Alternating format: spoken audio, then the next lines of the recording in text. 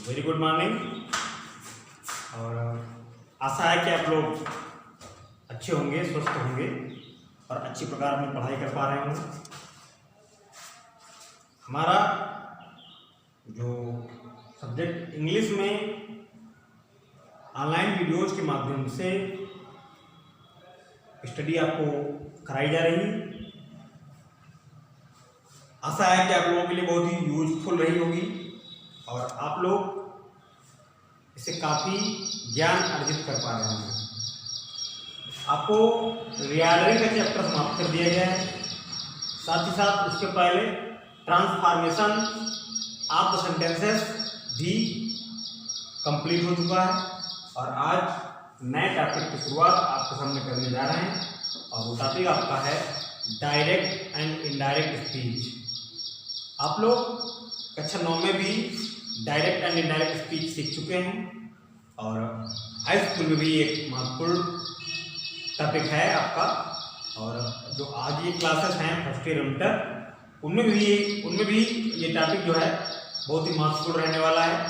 तो हम आज आपको समझाएंगे डायरेक्ट एंड इनडायरेक्ट स्पीच के बारे में। सबसे पहले तो आप ये जानें कि डायरेक्ट स्पीच और इनडायरेक्ट स्पीच में अंतर क्या होता है। डायरेक्ट स्पीच, डायरेक्ट स्पीच क्या होती है?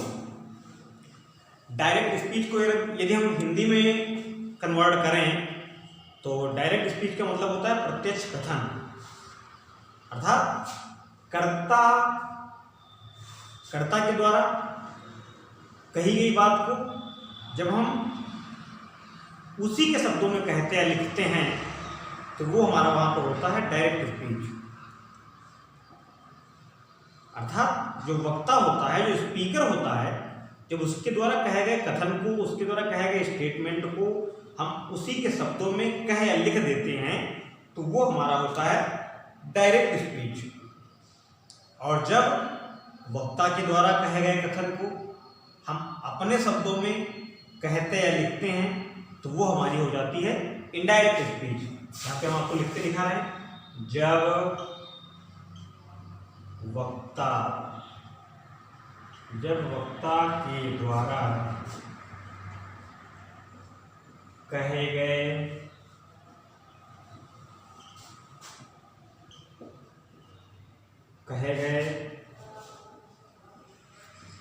ऑब्लिक लिखे गए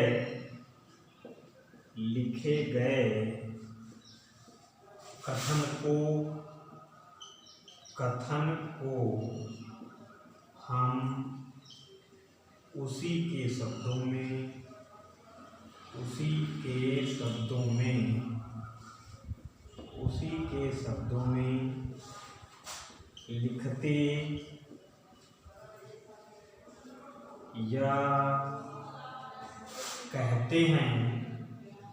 या कहते हैं तो वह स्पीच डायरेक्ट स्पीच कहलाती है। वह स्पीच डायरेक्ट स्पीच कहलाती है। स्टूडेंट्स, आपके सामने बोर्ड पे हमने डायरेक्ट स्पीच को हम पहचानेंगे कैसे, अर्थात यदि कोई आपसे पूछे कि डायरेक्ट स्पीच होती क्या है तो हमें उसे डिफाइन कैसे करना है, इस बात को लिखा है।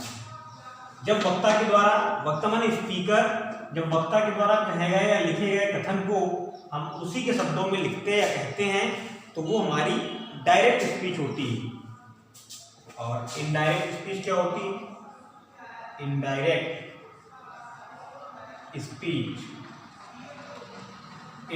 स्पीच क्या होती है स्टूडेंट्स?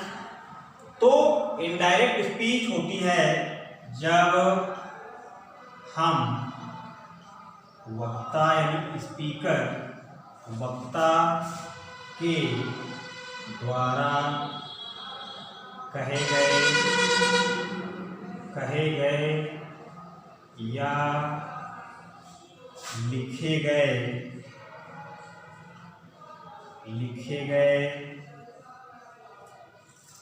वाक्य को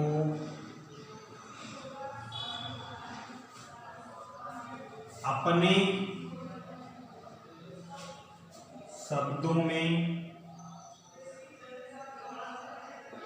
लिखते या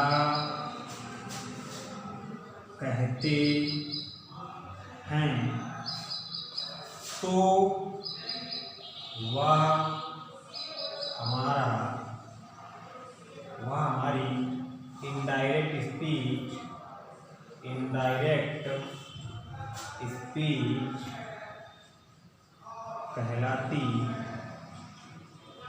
कहलाती है।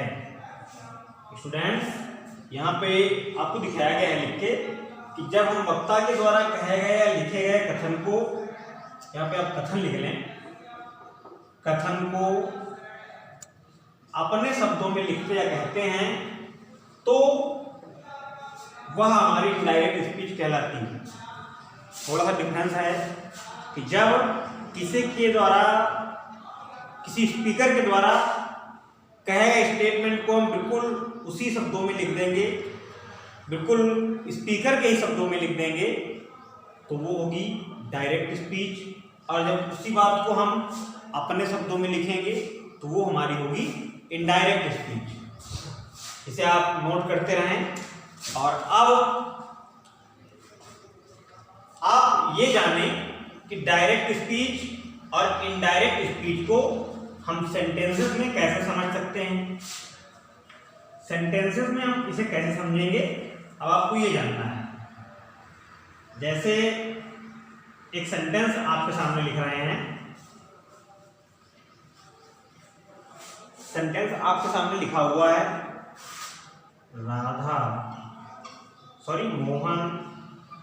मोहन एग्जाम्पल लिख रहे हैं आपके सामने, मोहन सेज कामा शुरू, कमला इज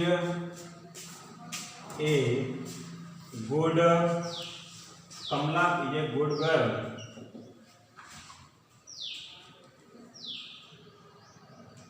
तो स्टूडेंट देखें आप यहाँ पे सेंटेंस लिखा हुआ है और वो है डायरेक्ट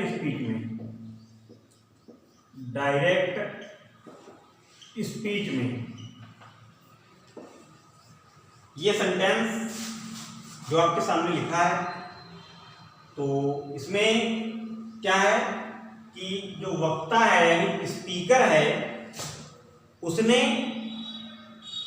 जिन शब्दों में अपनी बात कही है अक्षरशः या बिल्कुल सेम तरीके से उन्हीं शब्दों को सेंटेंस में लिख दिया गया है। मोहन सेज कामा शुरू, कमला इज ए गुड गर्ल। तो एक चीज और आप जान लें कि जो सेंटेंस डायरेक्ट स्पीच में होगा, रिपोर्टिंग स्पीच के जो भाग होते हैं उसके बाद कामा इन्वर्टेड कामा की शुरुआत होगी और रिपोर्टेड स्पीच का भाग जो है वो इन्वर्टेड कामा के अंदर होगा। और जो डायरेक्ट स्पीच होती है उसमें भी दो पार्ट होते हैं।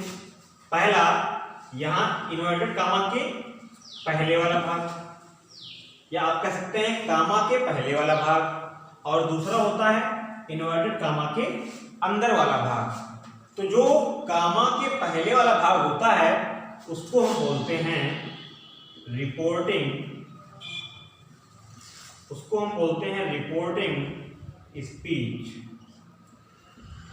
और जो इन्वर्टेड कामास के अंदर वाला भाग होता है उसको हम बोलते हैं रिपोर्टेड स्पीच। तो स्टूडेंट्स, ये बात आपसे समझ लें कि डायरेक्ट स्पीच में कामा के पहले वाला भाग आपका होगा रिपोर्टिंग स्पीच और इन्वर्टेड कामा के अंदर वाला भाग आपका होगा रिपोर्टेड स्पीच। और ये जो सेज यहाँ पे है ये रिपोर्टिंग वर्ब है। तो बहुत से लोग इस पार्ट को रिपोर्टिंग वर्ब भी कहते हैं, लेकिन रिपोर्टिंग वर्ब आपकी सेज है, पूरा भाग आपका रिपोर्टिंग स्पीच है। आप इतना सबसे पहले बहुत अच्छी प्रकार समझ लें कि डायरेक्ट स्पीच वॉइस स्पीच होती है जिसमें हम स्पीकर के द्वारा कहे गए कथन को उसी के शब्दों में लिख देते हैं या कहते हैं, और इनडायरेक्ट स्पीच वह स्पीच होती है जिसमें हम वक्ता के द्वारा कहे गए कथन को या स्पीकर के द्वारा कहे गए कथन को अपने शब्दों में लिखते या कहते हैं।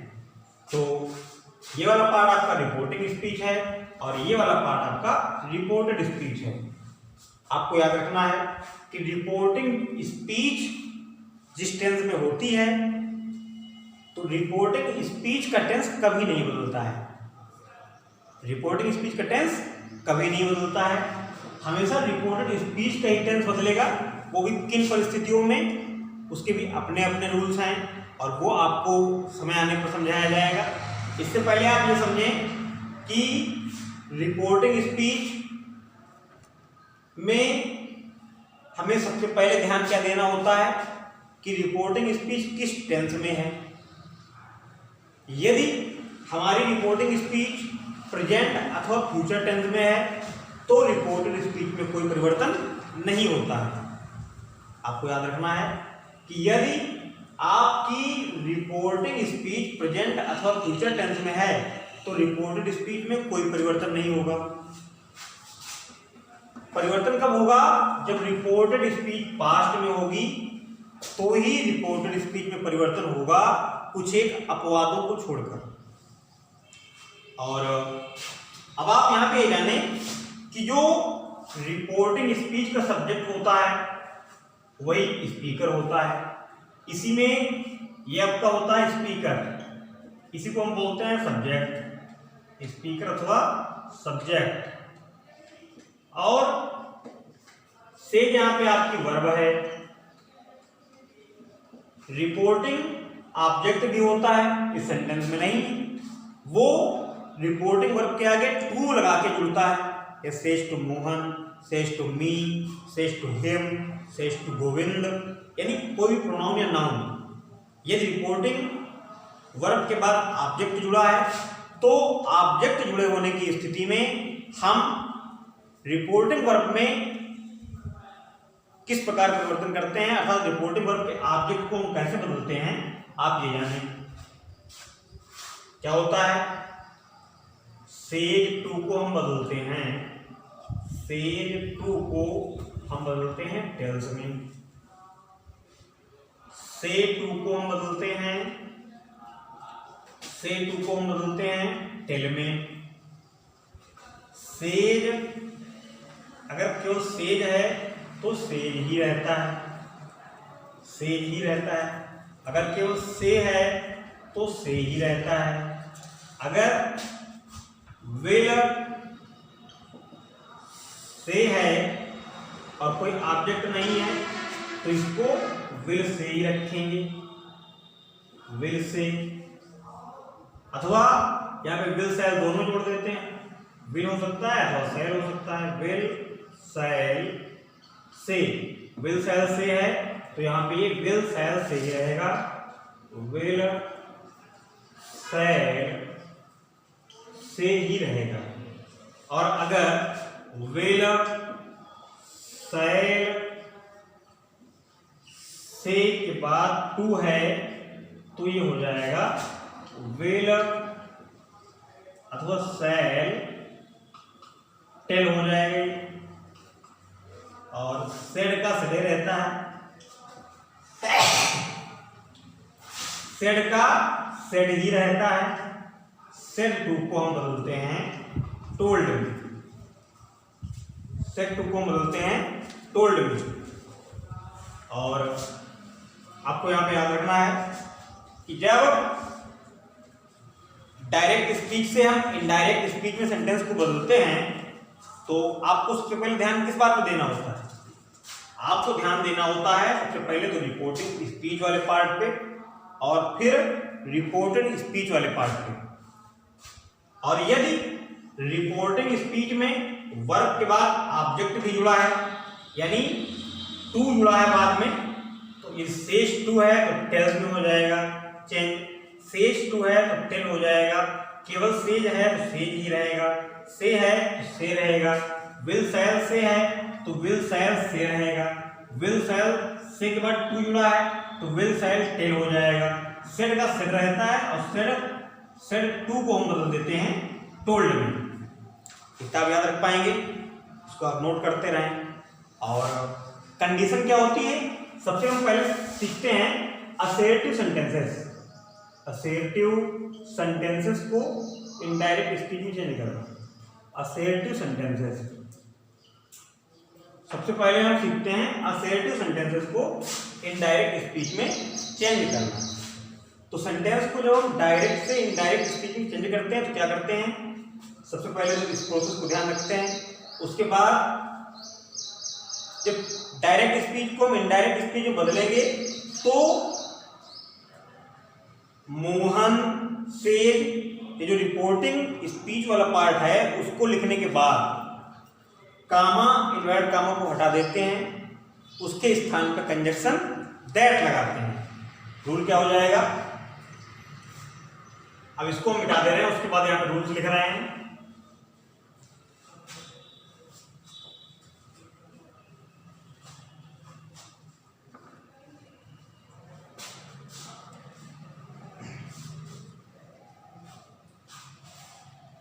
क्या करते हैं, रूल नंबर 1, कामा इन्वर्ट कामा को हटा देते हैं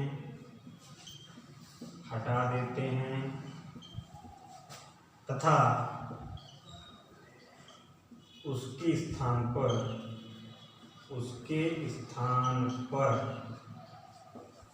कंजक्शन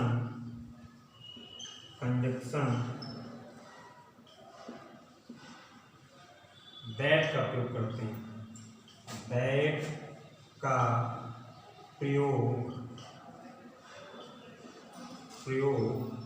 करते हैं। यदि रिपोर्टिंग स्पीच में ऑब्जेक्ट है, रूल 2, यदि रिपोर्टिंग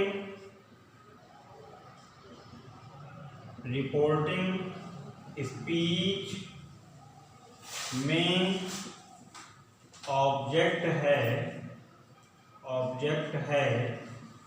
तो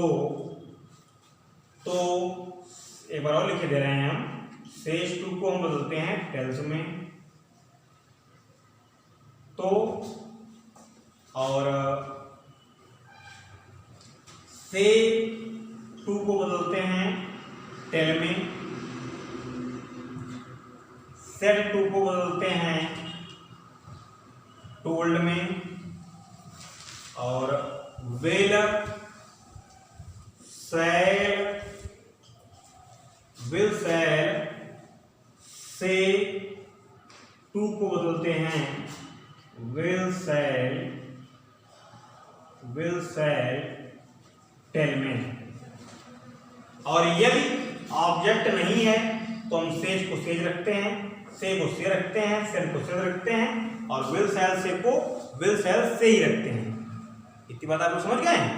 अब आप देखें कि चेंजिंग करने का फार्मूले क्या होते हैं, चेंजिंग करने की प्रोसेस क्या होती है। तो नंबर 3 रूल आपका हम इसके ऊपर लिखेंगे, इसको फिलहाल हटा दे रहे हैं। नंबर 3 आपको याद रखना पड़ता है। रूल 3 आपका हो जाएगा, यदि रिपोर्टिंग स्पीच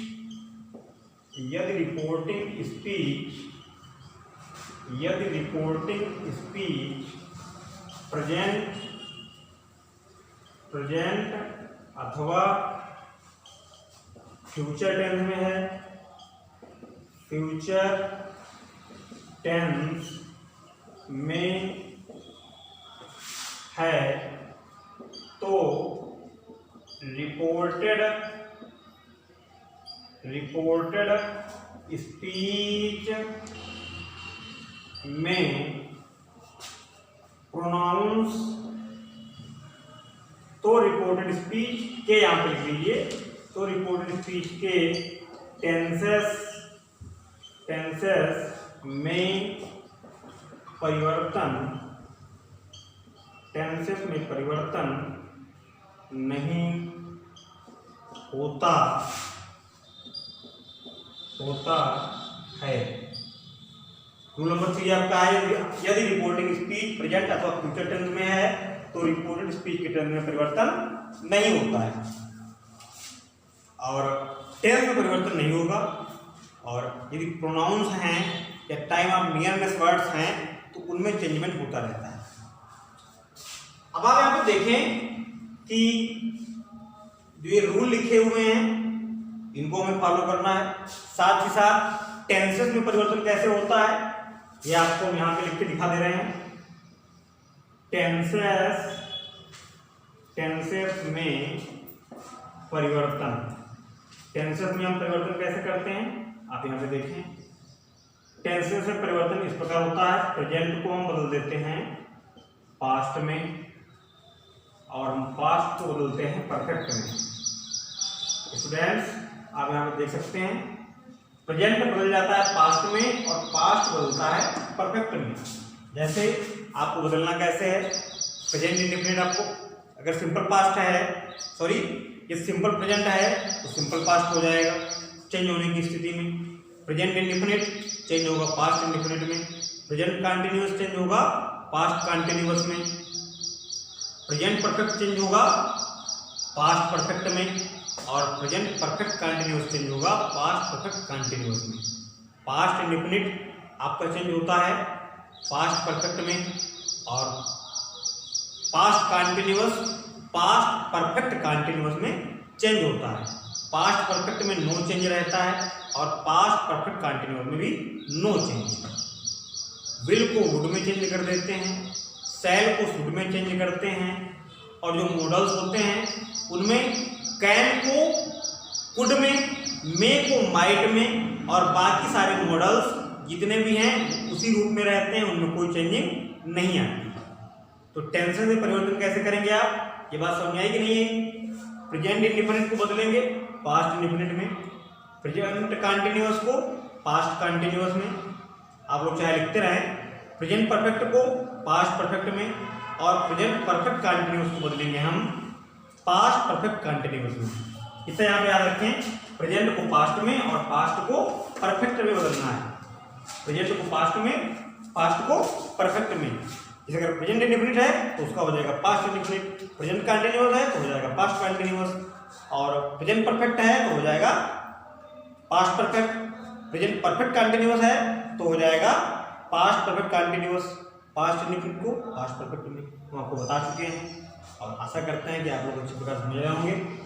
और एक चीज आपको याद रखनी है कि सेंटेंस जब है, जो हमारा रिपोर्टिंग स्पीच का होता है, उसमें परिवर्तन रिपोर्टेड स्पीच में तभी होगा जब रिपोर्टिंग स्पीच पास्ट में होगी, और यदि रिपोर्टिंग स्पीच प्रेजेंट अथवा फ्यूचर में है तो प्रोनाउंस एवं टाइम ऑफ नियरनेस वर्ड्स को छोड़ के बाकी टेंस में परिवर्तन नहीं होता है।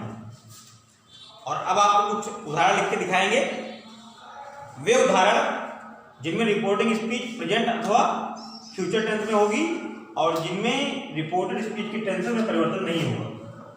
और आशा है कि जो आपको बोर्ड पर समझाया गया इसे आप लोगों ने नोट कर लिया होगा। और अब आप देखेंगे उदाहरण।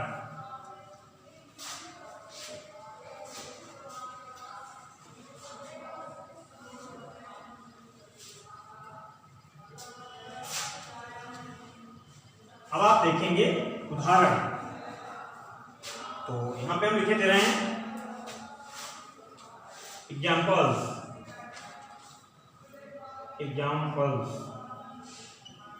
देखें एग्जाम्पल नंबर 1 इसे लिखा हुआ है, राधा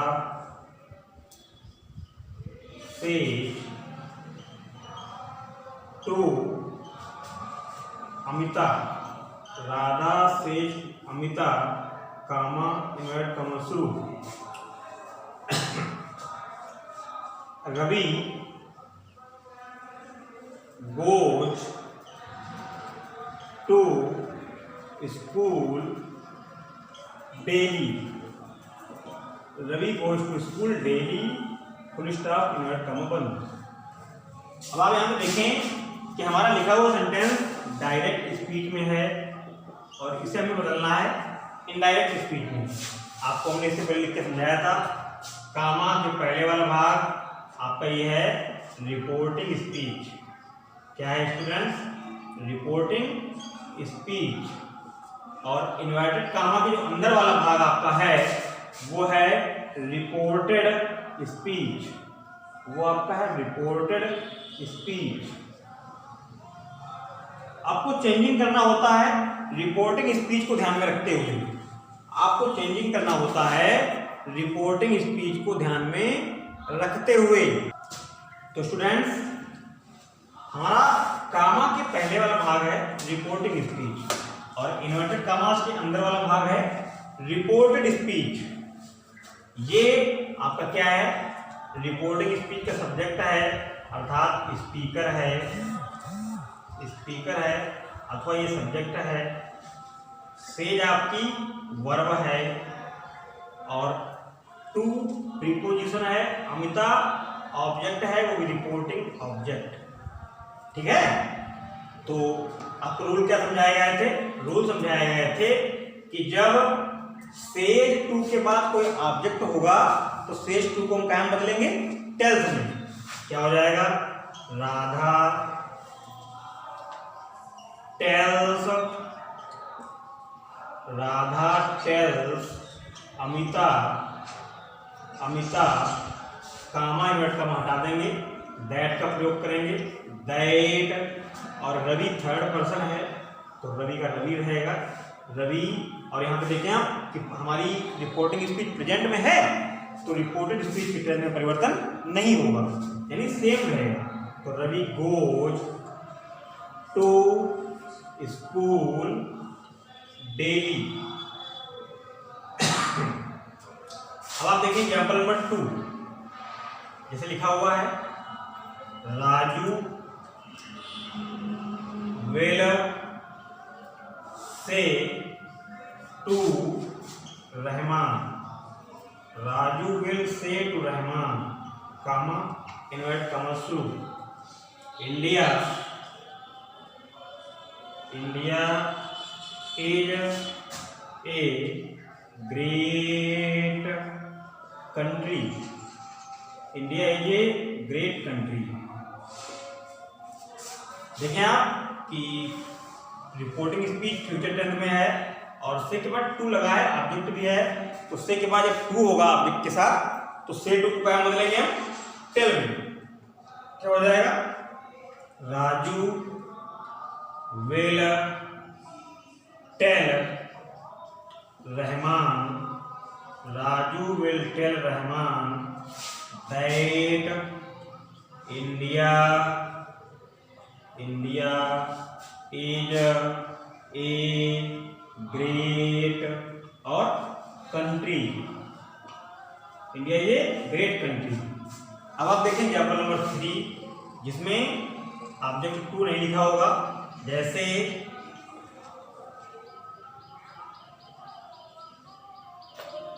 रविंदर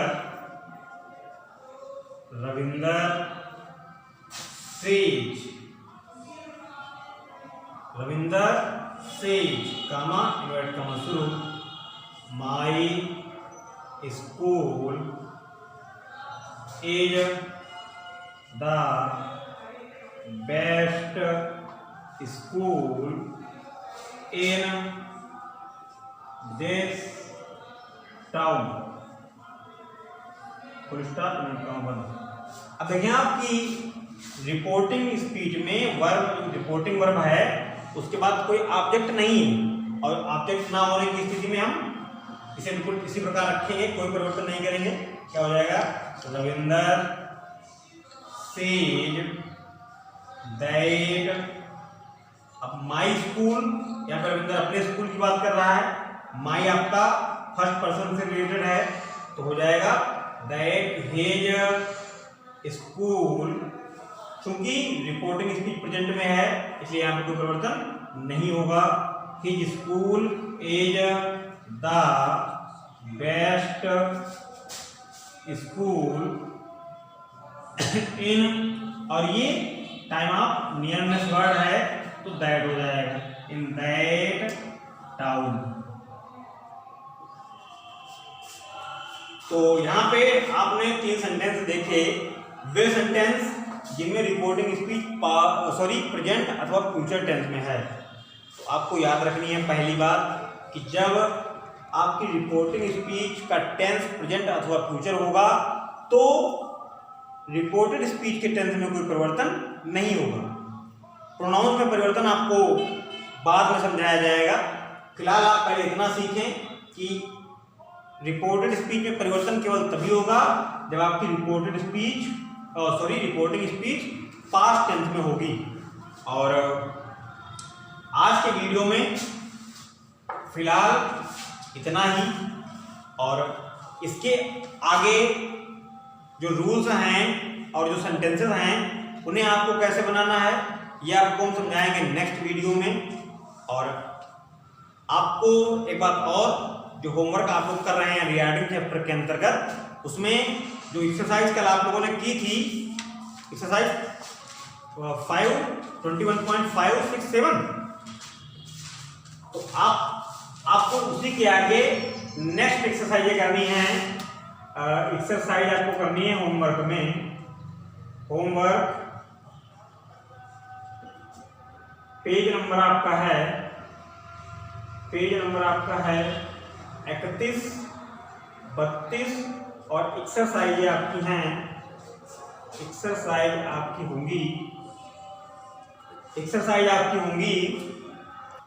स्टूडेंट्स, आप लोगों को रीडिंग चैप्टर के अंतर्गत ही जो आप पहले पढ़ चुके हैं उसमें जो आपकी एक्सरसाइजें रह गई हैं उनमें आपको होमवर्क में करनी है एक्सरसाइज 2.17 और 2.18।